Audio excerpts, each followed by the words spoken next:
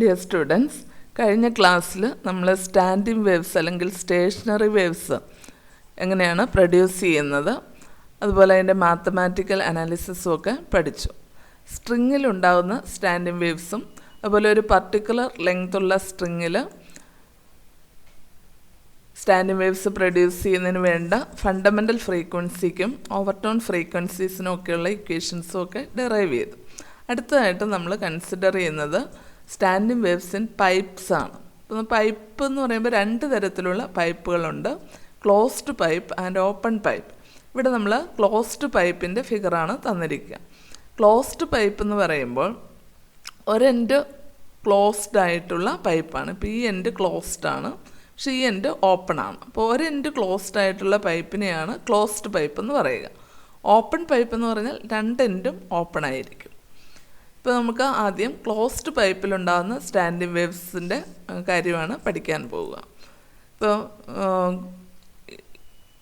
ഇവിടെ നമ്മൾ ഈ ഓപ്പൺ എൻഡിൽ നിന്ന് ഒരു സൗണ്ട് വേവ് അല്ലെങ്കിൽ ഒരു പ്രോഗ്രസീവ് വേവ് സെൻഡ് ചെയ്യുകയെന്ന് വിചാരിക്കുക.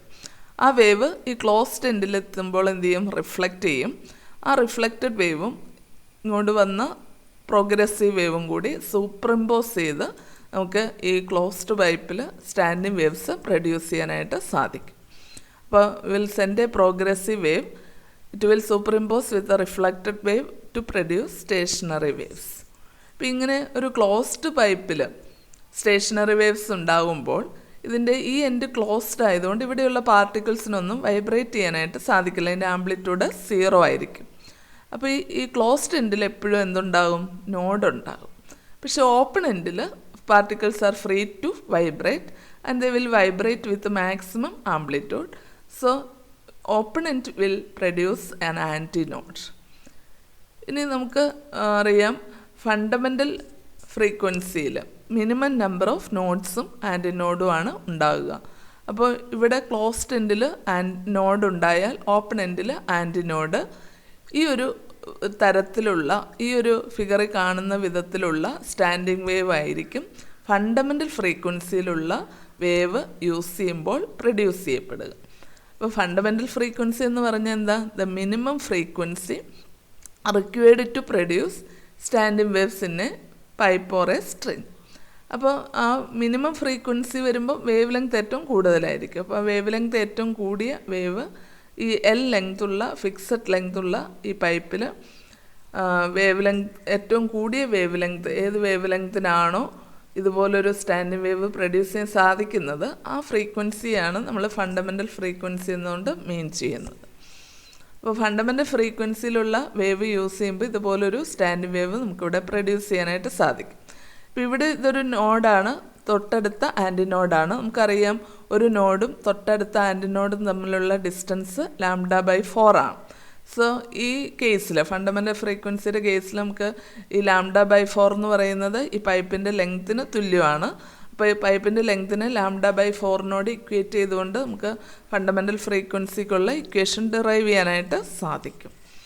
ഇനി ഈ ഫിഗർ കാണുന്നത് സെക്കൻഡ് പൈപ്പിൽ നമുക്ക് ഫണ്ടമെൻ്റൽ ഫ്രീക്വൻസിയേക്കാൾ ഒരു നോഡും ഒരു ആൻറ്റിനോഡും കൂടുതലുണ്ട്.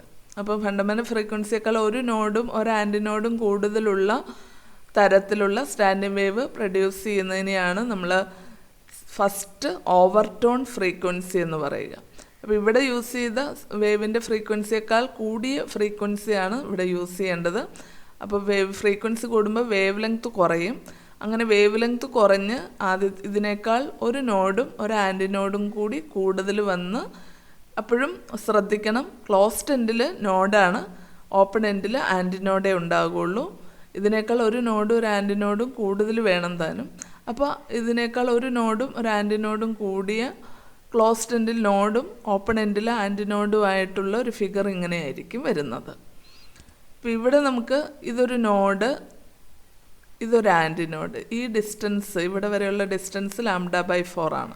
ഇനി ഈ ആൻറ്റിനോഡ് തൊട്ട് ഈ നോഡ് വരെയുള്ളത് വീണ്ടും അടുത്തൊരു λ/4 വരും. പിന്നെ ഇവിടെ തൊട്ട് ഇവിടെ വരെ അടുത്ത λ/4. അപ്പോൾ ഈ പൈപ്പിൻ്റെ ലെങ്ത് എന്ന് പറയുന്നത് ഈ കേസിൽ 3 λ/4 ഈക്വൽ ആയിരിക്കും. അടുത്തതായിട്ട് നമുക്ക് സെക്കൻഡ് ഓവർടോൺ ആണ്. അപ്പോൾ ഫസ്റ്റ് ഓവർടോണിനേക്കാൾ ഒരു നോഡും ഒരു ആൻറ്റി നോഡും കൂടുതൽ വേണം. അതുപോലെ ഈ എൻഡിൽ നോഡും ഓപ്പൺ എൻഡിൽ ആൻറ്റി നോഡും വേണം ഉണ്ടാകാൻ. അപ്പോൾ ഇവിടെ നമ്മൾ ഈ ലെങ്ത്ത് പൈപ്പിൻ്റെ ലെങ്ത്ത് എന്ന് പറയുന്നത് ഇത് നോഡ് ഇവിടെ വരെ ആൻറ്റി നോഡ് λ/4, അടുത്തത് ഇവിടെ വരെ λ/4, അപ്പോൾ 2 λ/4, ഇവിടെ വരെ അടുത്ത λ/4 3 λ/4, 4 λ/4, 5 λ/4. അപ്പോൾ ഇവിടെ നമ്മൾ പൈപ്പിൻ്റെ ലെങ്ത് എന്ന് പറയുന്നത് 5 λ/4 ഈക്വൽ ആയിരിക്കും. അതിൽ നിന്നാണ് നമ്മൾ പൈപ്പിൻ്റെ സെക്കൻഡ് ഓവർടോൺ ഫ്രീക്വൻസി കണ്ടുപിടിക്കാൻ പോവുക. അപ്പോൾ ഈ രീതിയിൽ നമുക്ക് ഒരു ക്ലോസ്ഡ് പൈപ്പിൻ്റെ ഫണ്ടമെൻ്റൽ ആൻഡ് ഓവർടോൺ ഫ്രീക്വൻസീസ് ലുള്ള സ്റ്റാൻഡിംഗ് വേവ്സ് കിട്ടുന്നു. അപ്പോൾ ഇതിന് കറസ്പോണ്ടിങ് ആയിട്ട് fundamental and overtone frequencies calculate ചെയ്യാനുള്ള ഇക്വേഷൻസ് നമുക്ക് ഡെറൈവ് ചെയ്യാൻ സാധിക്കും ഇപ്പോൾ പറഞ്ഞതുപോലെ. അപ്പോൾ അടുത്തതായിട്ട് നമ്മൾ അതാ ചെയ്യാൻ പോകുന്നത്. അപ്പോൾ നമ്മൾ ആദ്യം ഫണ്ടമെൻ്റൽ ഫ്രീക്വൻസി അല്ലെങ്കിൽ ഇതിനെ ഫസ്റ്റ് ഹാർമോണിക് ഫ്രീക്വൻസി എന്ന് പറയാം. ആ ഫ്രീക്വൻസി എത്രയാണെന്ന് കണ്ടുപിടിക്കണം. അപ്പോൾ ഇവിടെ നമ്മളെപ്പോഴും ശ്രദ്ധിക്കേണ്ടത് ഒരേ പൈപ്പ് തന്നെയാണ് നമ്മൾ യൂസ് ചെയ്യുന്നത്. പ്രോഗ്രസീവ് വേവിൻ്റെ ഫ്രീക്വൻസിയാണ് മാറ്റി പല തരത്തിലുള്ള സ്റ്റാൻഡിംഗ് വേവ്സ് പ്രൊഡ്യൂസ് ചെയ്യുക. ഇപ്പോൾ ഫണ്ടമെൻ്റൽ ഫ്രീക്വൻസിയിൽ മിനിമം നമ്പർ ഓഫ് നോഡും ആൻറ്റി നോഡും വേണം. ഇപ്പോൾ ക്ലോസ്ഡ് പൈപ്പ് ആയതുകൊണ്ട് ഒരു നോഡും ഓപ്പൺ എൻഡിൽ ആൻറ്റി നോഡും, അതാണ് minimum number of node and anti node എന്ന് പറയുക. അപ്പോൾ നോഡും ആൻറ്റി നോഡും തമ്മിലുള്ള ഡിസ്റ്റൻസ് λ/4 എന്ന് ഓർക്കുക. അപ്പോൾ പൈപ്പിൻ്റെ ലെങ്ത് എന്ന് പറയുന്നത് λ/4 എന്നാണ് എടുക്കേണ്ടത്. പൈപ്പാണ് കേട്ടോ.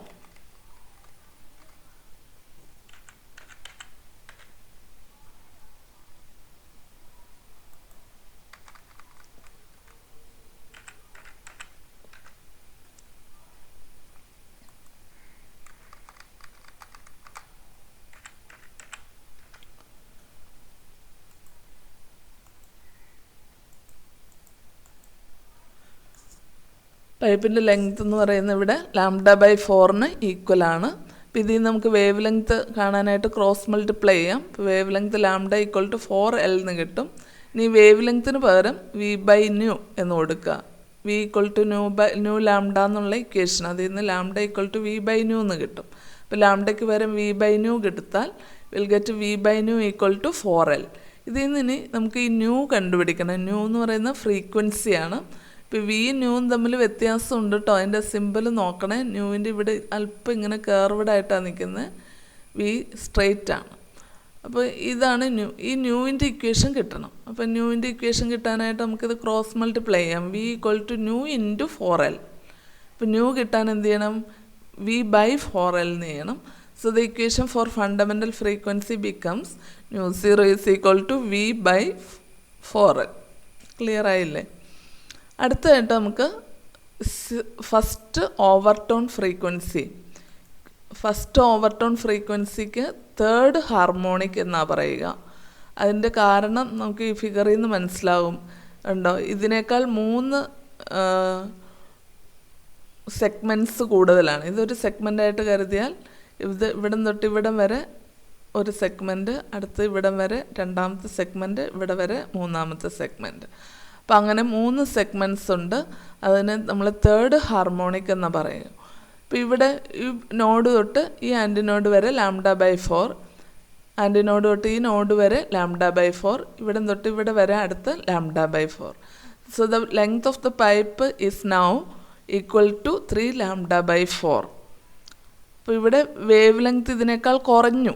അപ്പോൾ 3 λ/4 അക്കോമഡേറ്റ് ചെയ്യാനായിട്ട് സാധിക്കുന്നു. അങ്ങനെ സാധിക്കുമ്പോഴാണ് അടുത്ത സ്റ്റേഷനറി വേവ് പ്രൊഡ്യൂസ് ചെയ്യാനായിട്ട്, ഈ രീതിയിലുള്ള സ്റ്റേഷനറി വേവ് പ്രൊഡ്യൂസ് ചെയ്യാനായിട്ട് നമുക്ക് സാധിക്കുന്നത്. അപ്പോൾ ഈ പൈപ്പിൻ്റെ വേവ് ലെങ്ത് എന്താണ്, അതിൻ്റെ ഈ വേവിൻ്റെ വേവ് ലെങ്ത് എന്താണ്, ഫ്രീക്വൻസി എന്താണ്, അത് കിട്ടാനായിട്ട് നമുക്കിവിടെ ക്രോസ് മൾട്ടിപ്ലൈ ചെയ്യാം. അപ്പോൾ വേവ് ലെങ്ത് λ = 4L/3 അല്ലേ, ക്രോസ് മൾട്ടിപ്ലൈ ചെയ്യുക. 4 × L = 3 λ. സോ λ = 4 × L/3 എന്ന് കിട്ടും. ലാംഡയ്ക്ക് പകരം v/ν കൊടുക്കുക. നിങ്ങൾ സ്ലാഷ് ഇട്ട് എഴുതാതെ താഴെ തന്നെ എഴുതുക കേട്ടോ. v/ν = 4L/3. ഇനി ഇതിൽ നിന്ന് നമുക്ക് ഫ്രീക്വൻസി കാണണം. അതിനെയാണ് നമ്മൾ ഫസ്റ്റ് ഓവർടോൺ ഫ്രീക്വൻസി അല്ലെങ്കിൽ തേർഡ് ഹാർമോണിക് ഫ്രീക്വൻസി എന്നൊക്കെ പറയും. അപ്പോൾ ഈ ഫ്രീക്വൻസി കിട്ടാനായിട്ട് വീണ്ടും നമ്മൾ ക്രോസ് മൾട്ടിപ്ലൈ ചെയ്യുക. Nu into 4L equal to 3V എന്ന് വരും. അപ്പോൾ ന്യൂ ഈക്വൽ ടു എന്ത് വരും? 3V/4L എഴുതി നോക്കണം കേട്ടോ. അപ്പോൾ ഈ ഫ്രീക്വൻസിയെ നമ്മൾ ഫസ്റ്റ് ഓവർടോൺ ഫ്രീക്വൻസി അല്ലെങ്കിൽ തേർഡ് ഹാർമോണിക് ഫ്രീക്വൻസി എന്ന് പറയും. അതിനുള്ള ഇക്വേഷനാണ് ന്യൂ1 ഈക്വൽ ടു 3V/4L. ഇപ്പോൾ ഇവിടെ നിങ്ങൾക്ക് കാണാൻ പറ്റും ഫണ്ടമെൻ്റൽ ഫ്രീക്വൻസി V/4L ആയിരുന്നു.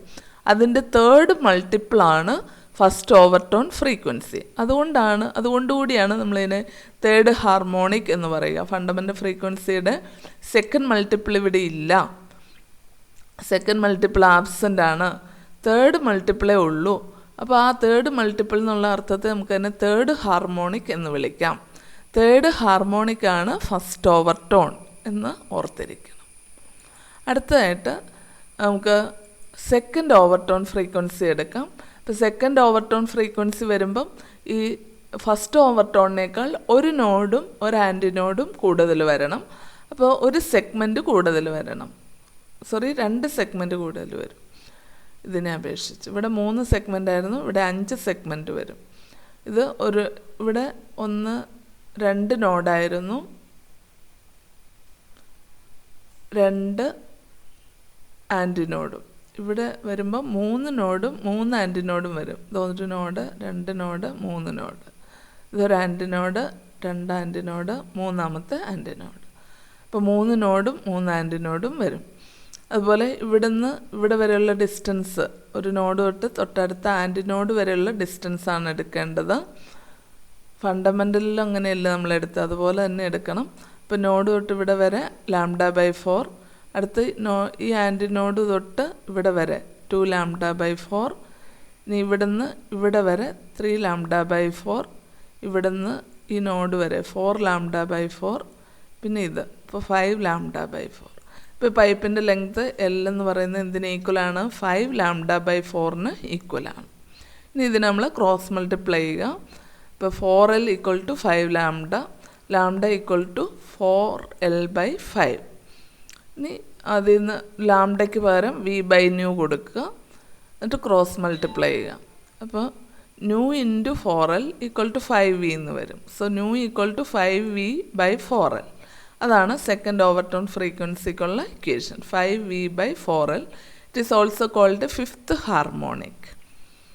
കാരണം ഫിഫ്ത്ത് മൾട്ടിപ്പിളാണ് V/4Lൻ്റെ ഫണ്ടമെൻ്റൽ ഫ്രീക്വൻസിയുടെ ഫിഫ്ത്ത് മൾട്ടിപ്പിളാണ് നമുക്ക് കിട്ടുന്ന second overtone frequency. So it is also called fifth harmonic frequency.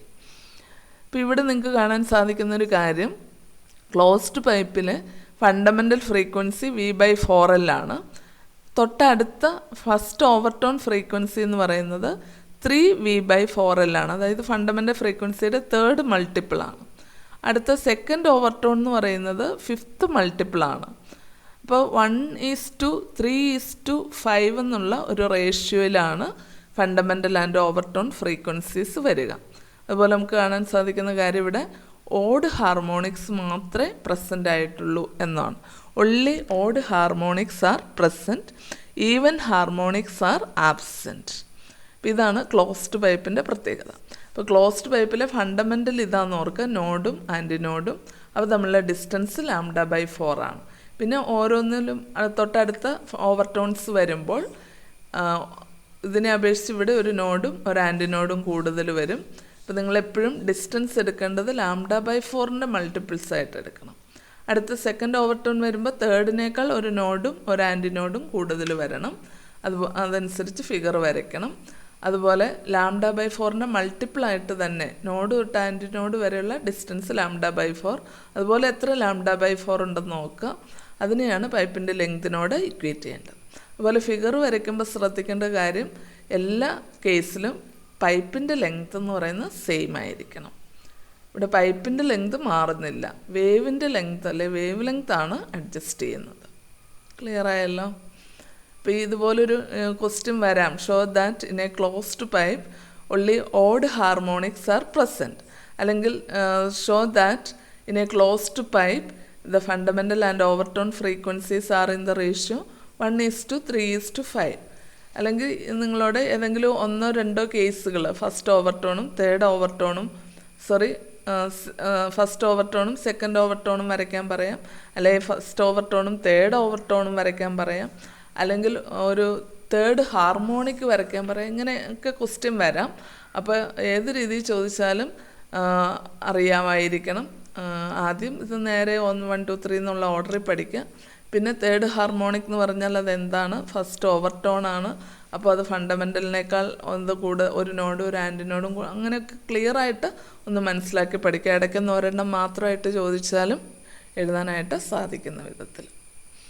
അടുത്തതായിട്ട് നമ്മൾ ഓപ്പൺ പൈപ്പിലുള്ള സ്റ്റാൻഡിങ് വേവ്സിനെ കുറിച്ചാണ് പഠിക്കാൻ പോകുക. അതിൻ്റെ ഫണ്ടമെൻ്റൽ ആൻഡ് ഓവർടോൺ ഫ്രീക്വൻസീസിൻ്റെ ഇക്വേഷൻസൊക്കെ ഡിറൈവ് ചെയ്യാം. അപ്പോൾ ഓപ്പൺ പൈപ്പ് എന്താണെന്ന് നമ്മൾ നേരത്തെ കണ്ടു. ഓപ്പൺ പൈപ്പ് എന്ന് പറഞ്ഞാൽ പൈപ്പിൻ്റെ 2 എൻഡും ഓപ്പണാണ്.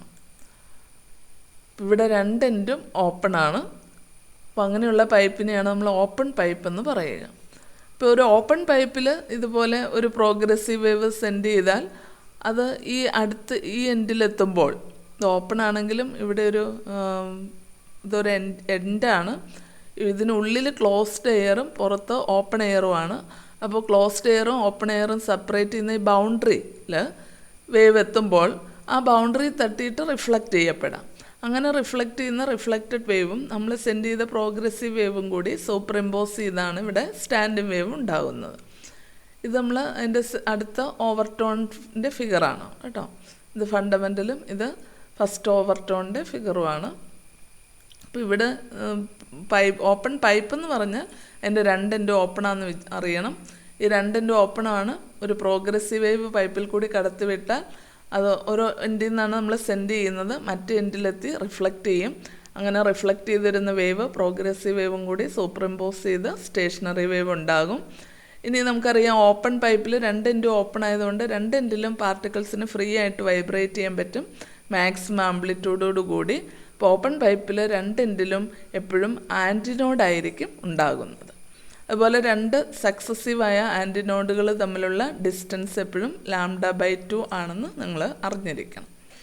അപ്പോൾ ഇതൊക്കെ വെച്ചുകൊണ്ടാണ് നമ്മളിതിൻ്റെ ഫണ്ടമെൻ്റൽ ആൻഡ് ഓവർടോൺ ഫ്രീക്വൻസീസിനുള്ള ഇക്വേഷൻസ് ഡിറൈവ് ചെയ്യാൻ പോവുക.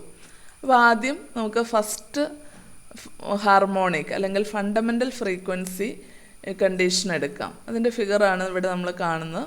ഇപ്പോൾ 2 എൻഡിലും ഓപ്പൺ ആയതുകൊണ്ട് 2 എൻഡിലും ആൻറ്റിനോഡാണ് ഉണ്ടാകുന്നത്. അപ്പോൾ 2 ആൻറ്റിനോഡിനിടയ്ക്കൊരു നോഡ് ഉണ്ടാകും. പക്ഷെ നമ്മൾ ഇവിടെ 2 എൻഡിലും ആൻറ്റിനോഡ് അല്ലേ. അപ്പോൾ ഫണ്ടമെൻ്റൽ ഫ്രീക്വൻസിയിൽ 2 എൻഡുകളും തമ്മിലുള്ള ഡിസ്റ്റൻസ്, അതായത് പൈപ്പിൻ്റെ ലെങ്ത് L എന്ന് പറയുന്നത് സക്സസീവായ 2 ആൻറ്റിനോഡുകൾ തമ്മിലുള്ള ഡിസ്റ്റൻസിന് തുല്യമാണ്, അതായത് λ/2 തുല്യമാണ്. അപ്പോൾ ഇവിടെ നമ്മൾ പൈപ്പിൻ്റെ ലെങ്ത് എന്ന് പറയുന്നത്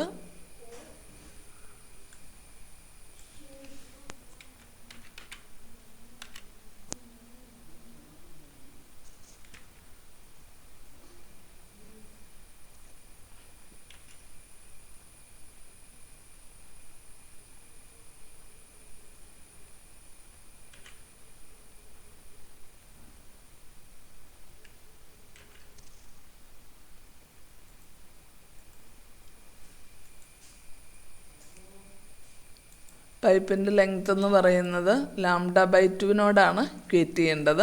അപ്പോൾ L = λ/2 എന്ന് ഇക്വേറ്റ് ചെയ്യുക. എന്നിട്ട് ക്രോസ് മൾട്ടിപ്ലൈ ചെയ്യുക. Then will get λ = 2L. അപ്പോൾ ഇവിടെ നമ്മൾ യൂസ് ചെയ്യുന്ന പൈപ്പിലെ സ്റ്റാൻഡിങ് വേവ് ഫണ്ടമെൻ്റൽ ഫ്രീക്വൻസിയിലുള്ള സ്റ്റാൻഡിങ് വേവ് ഉണ്ടാക്കാൻ വേണ്ട വേവിൻ്റെ വേവ് ലെങ്ത് എന്ന് പറയുന്നത് 2L ഈക്വലാണ്. പൈപ്പിൻ്റെ ലെങ്തിൻ്റെ ഇരട്ടി വേവ് ലെങ്ത്തുള്ള വേവ് വേണം യൂസ് ചെയ്യാനായിട്ട്. ഇനി അതിൻ്റെ ഫ്രീക്വൻസി കാണാൻ ലാംഡയ്ക്ക് പകരം v/nu കൊടുക്കുക. Then will get v/nu = 2L. ഇനി അത് ക്രോസ് മൾട്ടിപ്ലൈ ചെയ്യുക. ഫണ്ടമെൻ്റൽ ഫ്രീക്വൻസിയുടെ ഇക്വേഷൻ കിട്ടും. അപ്പോൾ v × 2L v = nu × 2L, എന്നിട്ട് nu = v/2L. അപ്പോൾ ഇതാണ് ഫണ്ടമെൻ്റൽ ഫ്രീക്വൻസിക്കുള്ള ഇക്വേഷൻ. അടുത്തതായിട്ട് നമുക്ക് ഫസ്റ്റ് ഓവർടോൺ ഫ്രീക്വൻസി. ഇവിടെ ഫസ്റ്റ് ഓവർടോൺ എന്ന് പറയുന്നത് സെക്കൻഡ് ഹാർമോണിക് ആയിട്ട് തന്നെയാണ് വരിക. അപ്പോൾ ഇതാണ് ഫസ്റ്റ് ഓവർടോൺ ഫ്രീക്വൻസിക്കുള്ള കണ്ടീഷൻ. ഫണ്ടമെൻ്റലിനേക്കാൾ ഒരു നോഡും ഒരു ആൻറ്റിനോഡും കൂടുതൽ വേണം. പൈപ്പിൻ്റെ ലെങ്ത് മാറാൻ പാടില്ല. വേവിൻ്റെ ലെങ്ത്താണ് കുറച്ച് അഡ്ജസ്റ്റ് ചെയ്ത് ഇതിനേക്കാൾ ഒരു നോഡും ഒരു ആൻറ്റിനോഡും കൂടുതൽ വേണം. അപ്പോൾ ഇവിടെ നിങ്ങൾക്ക് 2 ആൻറ്റിനോഡ് ഉണ്ടായിരുന്നു. ഇപ്പോൾ ഫസ്റ്റ് ഓവർടോണിൽ വരുമ്പം 3 ആൻറ്റിനോഡ്. ഇപ്പോൾ 2 എൻഡിലും നോഡ്, അതുകൂടാതെ സെൻറ്ററിലൊരു ആൻറ്റിനോഡും കൂടി വേണം. അതുപോലെ ഇവിടെ ഒരു നോഡേ ഉണ്ടായിരുന്നുള്ളൂ, ഇവിടെ 2 നോഡുകൾ ഉണ്ടാവും. അപ്പോൾ ഈ ഒരു തരത്തിലുള്ള ഫിഗർ, ഇതിനേക്കാൾ ഒരു നോഡും ഒരു ആൻറ്റിനോഡും കൂടിയൊരു ഫിഗറായിരിക്കും നമുക്ക് കിട്ടുന്നത്. ഇനി ഇവിടെ നമ്മൾ ലെങ്ത് എടുക്കുമ്പം എടുക്കേണ്ടത് ഈ ഫണ്ടമെൻ്റലിൻ്റെ മൾട്ടിപ്പിൾസ് ആയിട്ട് വരുന്ന വിധത്തിലായിരിക്കണം. അതായത് ഒരു ആൻറ്റിനോഡ് തൊട്ടടുത്ത ആൻറ്റിനോഡ് വരെയുള്ള ഡിസ്റ്റൻസാണ് എടുക്കേണ്ടത്. അപ്പോൾ ഇത് നമ്മുടെ ഒരു ആൻറ്റിനോഡ്, ഇവിടെ നിന്ന് ഇവിടെ വരെയുള്ള ഡിസ്റ്റൻസ് λ/2. വീണ്ടും ഈ ആൻറ്റിനോഡ് തൊട്ട് ഇവിടെ വരെയുള്ളത് λ/2. അപ്പോൾ 2 λ/2 എന്ന് കിട്ടും. പൈപ്പിൻ്റെ ലെങ്ത്ത് L = 2 λ/2 എന്ന് സബ്സ്റ്റിറ്റ്യൂട്ട് ചെയ്യണം. എന്നിട്ട് ക്രോസ് മൾട്ടിപ്ലൈ ചെയ്യുക. അപ്പോൾ λ = 2L/2 എന്ന് കിട്ടും. ലാംഡയ്ക്ക് പകരം V/nu കൊടുക്കുക, എന്നിട്ട് ക്രോസ് മൾട്ടിപ്ലൈ ചെയ്യുക. Then will get the equation for first overtone frequency as nu = 2V/2L. Cross multiply ചെയ്ത് കിട്ടും. മനസ്സിലായല്ലോ. അടുത്തത് നമുക്ക് സെക്കൻഡ് ഓവർടോൺ, അത് തേർഡ് ഹാർമോണിക്. ഇവിടെ കണ്ടോ, ഈ 2V/2L എന്ന് പറയുന്നത് V/2Lൻ്റെ സെക്കൻഡ് മൾട്ടിപ്പിളാണ്. അതുകൊണ്ട് നമുക്കിതിനെ സെക്കൻഡ് ഹാർമോണിക് എന്ന് പറയാം. ഇപ്പോൾ ഇവിടെ ഫസ്റ്റ് ഓവർടോൺ എന്ന് പറയുന്നത് സെക്കൻഡ് ഹാർമോണിക് തന്നെയാണ്. അടുത്തത് സെക്കൻഡ് ഓവർടോൺ അല്ലെങ്കിൽ അത് തേർഡ് ഹാർമോണിക് ആയിട്ടാണ് വരിക. ഇതിൻ്റെ ഫിഗർ കിട്ടിയിട്ടില്ല. ഫിഗർ എന്ന് പറയുന്നത് നിങ്ങൾ തന്നെ വരയ്ക്കുക, ടെക്സ്റ്റ് നോക്കി. ഇതിനേക്കാൾ ഒരു നോഡും ഒരു ആൻറ്റിനോഡും കൂടി കൂടുതൽ വരണം. അപ്പോൾ ഇതുപോലൊരു സെഗ്മെൻറ്റ് കൂടുതൽ വരും കേട്ടോ.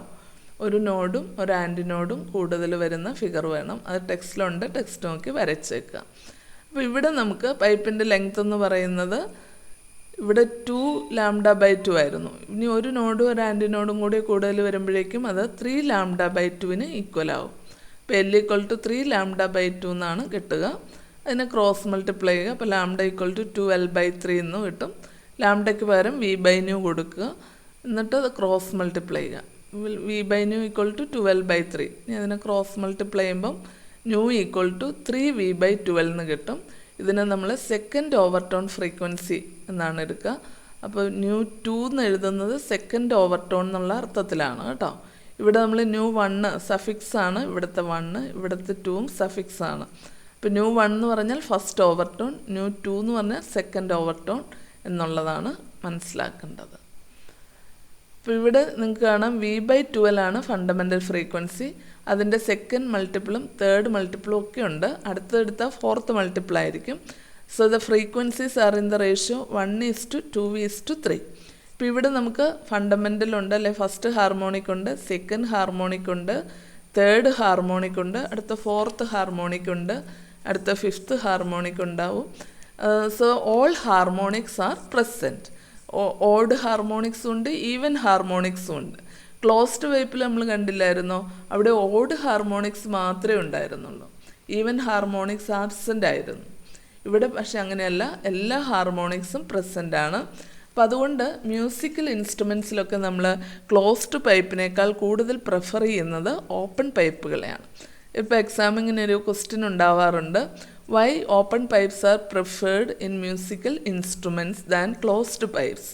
അപ്പോൾ അതിനൊരു ആൻസർ ഇതാണ്. അപ്പോൾ 1 മാർക്കിൻ്റെ ക്വസ്റ്റ്യനെ ഉള്ളെങ്കിൽ നമ്മളിങ്ങനെ എഴുതിയാൽ മതി, in an open pipe the fundamental and overtone frequencies are in the ratio 1:2:3:4 etc. and all harmonics are present. But in closed pipe only odd harmonics are present and even harmonics are absent. So open pipe are preferred in musical instruments. അങ്ങനെ 1 മാർക്കിൻ്റെ ക്വസ്റ്റ്യനൊക്കെ ആണെങ്കിൽ എഴുതിയാൽ മതി. അല്ല 2 Marco 3 മാർക്കിൻ്റെയൊക്കെ question ആണെങ്കിൽ നമ്മൾ ഇതുപോലെ open പൈപ്പിൻ്റെ ഫണ്ടമെൻ്റൽ ആൻഡ് ഓവർടോൺ ഫ്രീക്വൻസീസിനുള്ള ഇക്വേഷൻസ് ഒന്ന് ഡിറൈവ് ചെയ്ത് കാണിക്കണം, ഫിഗറൊക്കെ വരച്ച്. എന്നിട്ട് ഈ ഒരു സെൻറ്റൻസ് എഴുതണം. മനസ്സിലായല്ലോ. അതുപോലെ ക്ലോസ്ഡ് പൈപ്പ് ചോദിക്കുമെന്ന് പറഞ്ഞ പോലെ ഓപ്പൺ പൈപ്പിലും നമ്മളോട് ഏത് ഹാർമോണിക്ക് മാത്രം, ഏതെങ്കിലും ഒരു ഹാർമോണിക്ക് മാത്രം പറഞ്ഞിട്ട് അതിൻ്റെ ഫിഗർ വരയ്ക്കുക, അതിൻ്റെ ഇക്വേഷൻ ഡെറൈവ് ചെയ്യുക എന്നൊക്കെ ചോദിക്കാം. അല്ലാതെ എല്ലാം ചോദിക്കാം. Show that in an open pipe the fundamental and overtone frequencies are in the ratio 1:2:3 എന്ന് ചോദിക്കാം. അങ്ങനെ ഏത് തരത്തിലും ക്വസ്റ്റ്യൻ വരാം. ഇപ്പോൾ ഈ പൈപ്പുകൾ രണ്ടും വളരെ ഇമ്പോർട്ടൻ്റ് ആണ്. അതുപോലെ കഴിഞ്ഞ ക്ലാസ്സിൽ നമ്മൾ സ്ട്രിങ്ങിൻ്റെ കേസിൽ സ്റ്റാൻഡിങ് വേവ്സ് പഠിച്ചായിരുന്നു. അതും വളരെ ഇമ്പോർട്ടൻ്റ് ആണ്, ഇടയ്ക്കിടയ്ക്ക് എക്സാമിന് വരാറുള്ളതാണ്. ഈ ചാപ്റ്ററിലെ ഏറ്റവും ഇമ്പോർട്ടൻറ്റ് ടോപ്പിക്സാണ് standing waves in a string, standing waves in closed pipe, standing waves in open pipe. എല്ലാ എക്സാമിനും ഒരു ക്വസ്റ്റ്യനെങ്കിലും ഉണ്ടാകാറുള്ള ഒരു ടോപ്പിക്കാണ് കേട്ടോ. അതുകൊണ്ട് വളരെ നല്ലതാല് പഠിക്കണം. അപ്പോൾ നമ്മുടെ വേവ്സ് എന്നുള്ള ചാപ്റ്റർ നമ്മൾ കൺക്ലൂഡ് ചെയ്യുകയാണ്. ഇനി ഇതിനകത്ത് പ്രോബ്ലംസ് ഉണ്ട്, അത് ഞാൻ ഹോംവർക്കായിട്ട് തരാം. ടെക്സ്റ്റിലുള്ള പ്രോബ്ലംസൊക്കെയാണ് നമുക്ക് ചെയ്യാൻ പറ്റും, വലിയ എക്സ്പ്ലനേഷൻ്റെ ഒന്നും ആവശ്യമില്ല. അപ്പോൾ നമ്മൾ ഈ ചാപ്റ്റർ കൺക്ലൂഡ് ചെയ്യുന്നു. അതുപോലെ എൻ്റെ ടോപ്പിക്സ് എല്ലാം തീരുകയാണ്. ഇനി നമുക്ക് ഫിസിക്സിൽ ഒരു ടോപ്പിക്കോടെ ഉള്ളൂ, kinetic theory of gases. Saiji ടീച്ചറായിരിക്കും എടുക്കുക. 1-2 ക്ലാസ് കൊണ്ട് തീരാനുള്ളതേ ഉള്ളൂ. അതിനുശേഷം നമ്മൾ റിവിഷൻ തുടങ്ങുന്നതായിരിക്കും. Thank you.